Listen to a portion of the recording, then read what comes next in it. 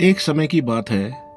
महात्मा बुद्ध अपने शिष्यों के साथ एक नगर से दूसरे नगर की ओर जा रहे थे। मार्ग में वे एक गांव में ठहरे।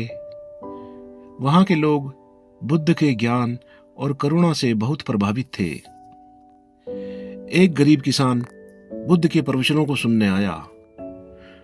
उसके पास धन नहीं था, लेकिन श्रद्धा अपार थी। उस किसान के पास एक छोटा सा मिट्टी का कटोरा था, जिसमें वह प्रतिदिन भोजन करता था। वही उसका एकमात्र सहारा था। उसने सोचा, मेरे पास देने के लिए कुछ नहीं है, लेकिन यही कटोरा मैं बुद्ध को दान कर देता हूं।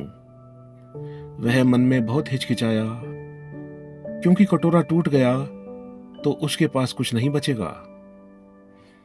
काफी सोच विचार के बाद किसान बुद्ध के पास गया और कांपते हाथों से वह कटोरा उन्हें अर्पित कर दिया। बुद्ध ने उसे शांत दृष्टि से देखा और कटोरा स्वीकार कर लिया। उन्होंने किसान को आशीर्वाद दिया और कहा, दान वस्तु का नहीं, मन का होता है। कुछ समय बाद गांव के बच्चे खेलते खेलते उस कटोरे से टकरा गए और कटोरा टूट गया। किसान ने यह देखा तो उसका हृदय कांप उठा। उसे बहुत दुख हुआ। वह सोचने लगा, मैंने अपने जीवन का सहारा खो दिया, अब मैं क्या करूंगा। शाम को वह दुखी मन से बुद्ध के पास पहुंचा। उसकी आंखों में आंसू थे। उसने कहा, भगवान, मैंने श्रद्धा से आपको कटोरा दिया था, लेकिन अब वह टूट गया। मेरा मन बहुत व्याकुल है।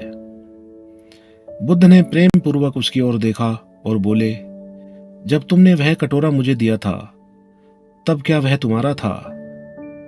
किसान बोला, नहीं भगवान, दान के बाद वह मेरा नहीं रहा।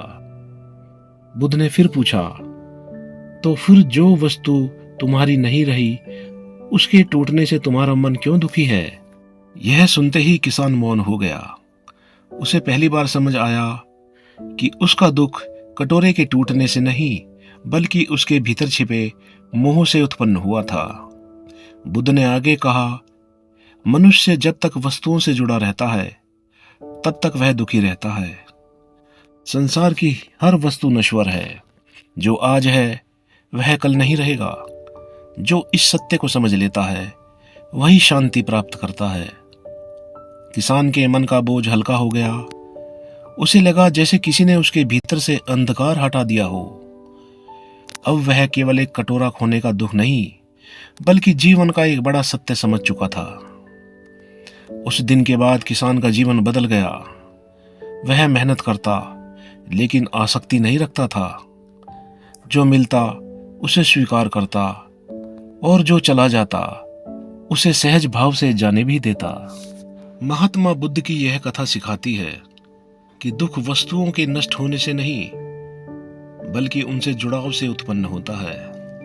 त्याग का अर्थ सब कुछ छोड़ देना नहीं, बल्कि मन को आसक्ति से मुक्त करना है। शांति उसी को मिलती है जो मेरा और तेरा से ऊपर उठ जाता है।